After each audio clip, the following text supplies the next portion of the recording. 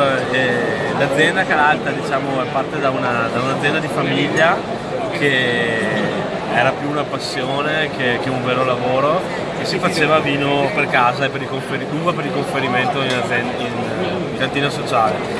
Però negli ultimi 10 anni circa abbiamo deciso di fare un progetto diverso, far funzionare l'azienda. Io mi sono dedicato in prima persona allo sviluppo di questa azienda, quindi al tempo nel 2009 con mio nonno in ausilio di un enologo siamo partiti, abbiamo ripiantato tutti i vigneti, che sono 5 ettari in collina lì a Mussolente, 50 e 50 tra bianchi e rossi.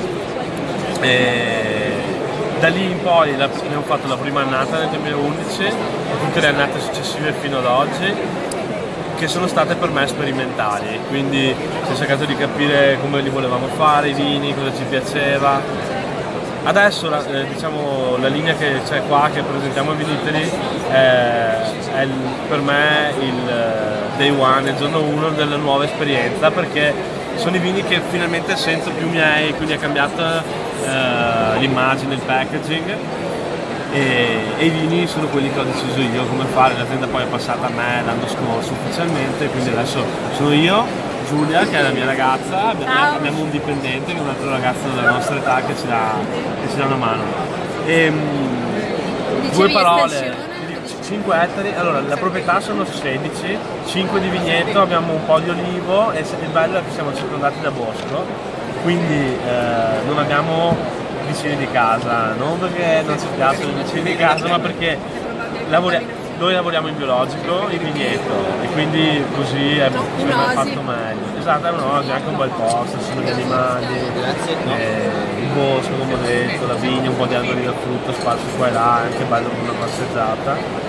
E appunto il biologico è possibile, quindi è difficile? Sì, è molto difficile. Economicamente insostenibile? Allora, no, non è insostenibile, lo si può fare, è più difficile sì, però secondo me dà qualcosa in più poi. Quindi noi col biologico abbiamo 2 armi in vigneto, io parlo della nostra esperienza, lavoriamo col rame e con lo zolfo per la difesa, e si sa che sono dei prodotti che non entrano nella pianta, quindi ogni volta che piove tu devi ridare la protezione, e quindi vuol dire entrare tante volte, essere sempre precisi, sempre aggiornati sul clima, sul meteo.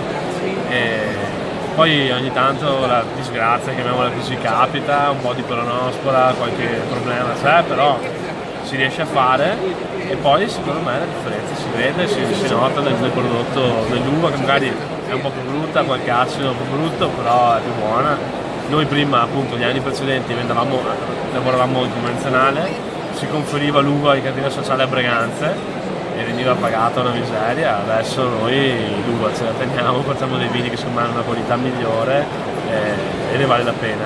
Lavorate con l'Italia o con l'estero? Adesso siamo molto sul locale, perché siamo comunque, soprattutto dal punto di vista commerciale, all'inizio.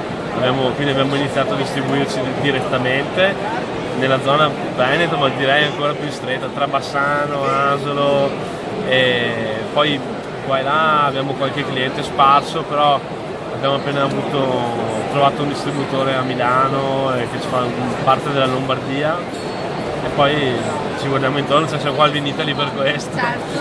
E insomma volevo concludere solo dicendo che lavorando in biologico in vigneto poi è un costo e un impegno maggiore. Dopo, quando l'uva viene in cantina, non vogliamo usare additivi oppure delle pratiche troppo invasive per il vino, filtrazioni spinte, perché ci sembra un controsenso, cioè lavoriamo così duramente in vigneto, poi andare a... Se la chimica poi l'aggiunge in bottiglia. Esatto, secondo me non avrebbe senso, quindi comunque i nostri vini non sono filtrati, oppure hanno delle filtrazioni molto lievi. Le fermentazioni avvengono tutte con lieviti indigeni, lieviti nostri, e non usiamo prodotti, appunto non usiamo gomme per la chiarifica o albumina o altro. Puoi descrivermeli brevemente? Allora adesso noi abbiamo 6 vini, 2 bianchi, 3 rossi, e mancherebbe il passito che dobbiamo per imbottigliare.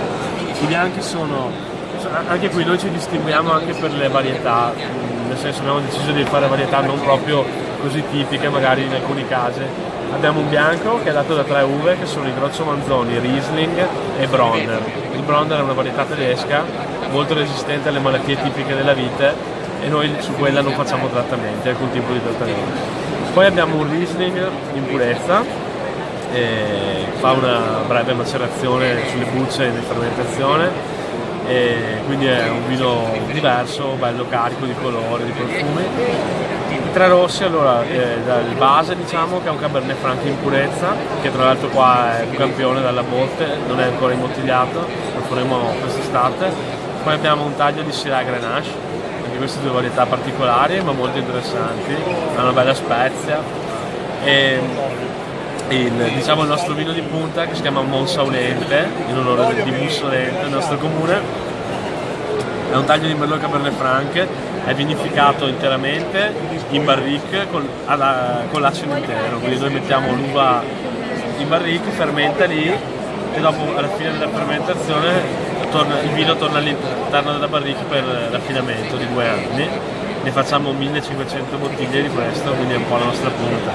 Comunque in generale tutta la produzione è 15.000 bottiglie, quindi è abbastanza ristretta, è tutto lavorato a mano, insomma, ci teniamo, puntiamo a fare qualità.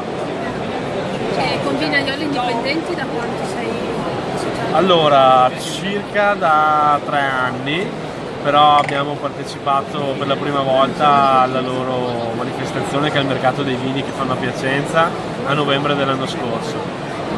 E è stata anche una bella esperienza, abbiamo trovato il distributore a Milano, l'abbiamo trovato lì e adesso siamo qui con loro e poi a maggio, se non sbaglio, sì, a maggio, intorno al 20 maggio saremo a Roma, fanno il mercato dei vini Fivi a Roma. Quindi lo trovate. Va bene.